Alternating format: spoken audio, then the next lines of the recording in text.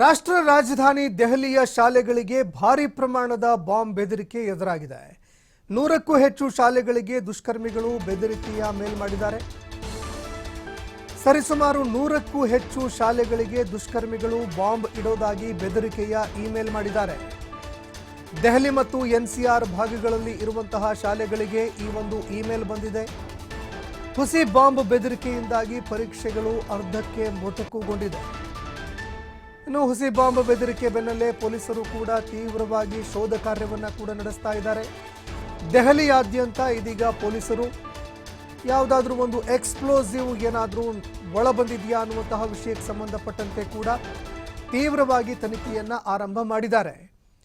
ಇನ್ನು ಶೋಧ ಕಾರ್ಯವನ್ನು ಕೂಡ ತೀವ್ರಗತಿಯಲ್ಲಿ ಮಾಡಲಾಗ್ತಾ ಇದೆ. ಬಾಂಬ್ ಬೆದರಿಕೆ ಮೂಲವನ್ನ ಕೂಡ ದೆಹಲಿ ಪೊಲೀಸರು ಇದೀಗ ಪತ್ತೆ ಮಾಡಿದ್ದಾರೆ. ಈ ಇಮೇಲ್ ಯಾವ ಮೂಲದಿಂದ ಬಂತು, ಅದರ ಒಂದು ಮೂಲ ಯಾವ ದೇಶದಿಂದ ಇದೆ, ಇದೆಲ್ಲವನ್ನು ಕೂಡ ಸೈಬರ್ ಕ್ರೈಮ್ ಪೊಲೀಸರು ಪತ್ತೆ ಹಚ್ಚುವಂತಹ ಕೆಲಸವನ್ನು ಮಾಡಿದ್ದಾರೆ. ರಷ್ಯಾದ ಡೊಮೇನ್ ಮೂಲಕವಾಗಿ ಈ ಒಂದು ಇಮೇಲ್ ತಲುಪಿದೆ ಅಂತ ಇದೀಗ ಮಾಹಿತಿ ಕೂಡ ಲಭ್ಯವಾಗ್ತಾ ಇದೆ. ಇನ್ನು ಯಾವಾಗ ಈ ರೀತಿಯಾಗಿ ಅದು ಕೂಡ 100ಕ್ಕೂ ಹೆಚ್ಚು ಶಾಲೆಗಳಿಗೆ ಬೆದರಿಕೆ ಬಾಂಬ್ನ ಒಂದು ಬೆದರಿಕೆಯನ್ನು ಒಡ್ಡಲಾಯಿತು, ಇಮೇಲ್ ಕಳಿಸಲಾಯಿತು. ಇದಾದ ಬಳಿಕ ಅಧಿಕಾರಿಗಳು ಫುಲ್ ಅಲರ್ಟ್ ಆಗಿದ್ದಾರೆ.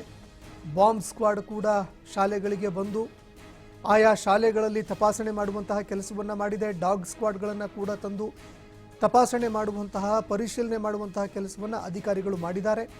ಅದೇ ರೀತಿಯಾಗಿ ದೆಹಲಿಯಾದ್ಯಂತ ಸಾಕಷ್ಟು ಮುನ್ನೆಚ್ಚರಿಕಾ ಕ್ರಮಗಳನ್ನು ತೆಗೆದುಕೊಂಡು ತಪಾಸಣೆ ಕೂಡ ಜೋರಾಗಿ ನಡೆಸಲಾಗ್ತಾ ಇದೆ.